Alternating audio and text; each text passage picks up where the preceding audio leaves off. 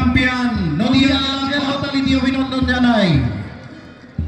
আপনারা অভিনন্দিত করুন নদিয়া জেলাকে। এগিয়ে আসছে উত্তরবঙ্গের আলিপুর দেওয়ান, হিমালয়ের তরাই অঞ্চলে অবস্থিত চা বাগান, অভূতপূর্ব প্রাকৃতিক সৌন্দর্যের আলিপুরদুয়ার।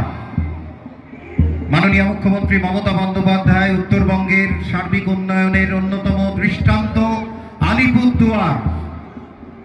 এগিয়ে আসছে লাল মাটির জেলা, আমাদের অত্যন্ত সমৃদ্ধ জেলা, যেখানে বিষ্ণুপুর ঐতিহাসিক প্রেক্ষাপট, ছোট পাহাড় টিলা সমৃদ্ধ বাঁকুড়া জেলা। জোরে করতালি দিয়ে স্বাগত জানাই বাঁকুড়া জেলা। পলাশ শিমুল এই মুহূর্তে ফুটে টুকটুকে লাল হয়ে আছে আমার বাঁকুড়া জেলা। মাননীয় মুখ্যমন্ত্রী এই জেলার সার্বিক উন্নয়নে অত্যন্ত সচেতন এবং তিনি বিভিন্ন ক্ষেত্রে উন্নয়ন করেছেন। রাস্তাঘাট অঞ্চল। অ্যাডহক কমিটির মেম্বার ডক্টর সিদ্দিকী বেগকে আমরা সম্বর্ধনা জ্ঞাপন করছি।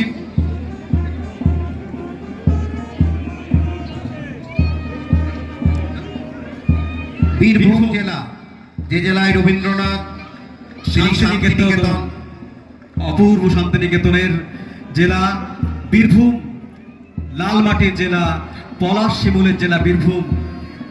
উত্তরবঙ্গের সেই ঐতিহাসিক প্রেক্ষাপটের কোচবিহার জেলা, হিমালয় পর্বতের থেকে একটু নেমে সন্নিকটেই উত্তরবঙ্গের সমৃদ্ধ ইতিহাস, বহু প্রাচীন ইতিহাসের কোচবিহার জেলা। দক্ষিণ দিনাজপুর জেলা, রাঢ় অঞ্চলের অত্যন্ত সমৃদ্ধ দক্ষিণ দিনাজপুর জেলা। এবং অধ্যাপক ব্রাত্য বসুর কথা শুনছিলাম, আমাদের কন্যাশ্রী প্রকল্পে দক্ষিণ দিনাজপুর জেলার নারী শিক্ষার একটা অভূতপূর্ব বিপ্লব ঘটে গেছে। সেই দক্ষিণ দিনাজপুর। এগিয়ে আসছে শরৎচন্দ্র চট্টোপাধ্যায়, আমাদের ভাগীরথী নদীর পশ্চিম প্রান্তের ঐতিহাসিক হুগলি জেলা। হুগলির দেবানন্দপুরে শরৎচন্দ্র চট্টোপাধ্যায় জন্মগ্রহণ করেছিলেন। হাজী মোহাম্মদ মহসিন।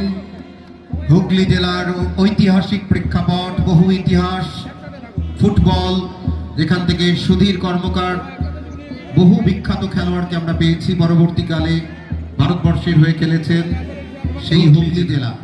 এগিয়ে আসছে হাওড়া, হাওড়া জেলা, শৈলেন মান্না, আমাদের বাংলা এবারে সন্তোষ ট্রফি জিতেছে, 6 বারের বাংলার অধিনায়ক ছিলেন অলিম্পিয়ান শৈলেন মান্না। হাওড়া জেলার বদ্রু ব্যানার্জি, পরবর্তীকালে সুদীপ চ্যাটার্জি ভারতবর্ষের অধিনায়ক হয়েছেন। আমাদের অন্যতম শিল্পাঞ্চল এবং কৃষি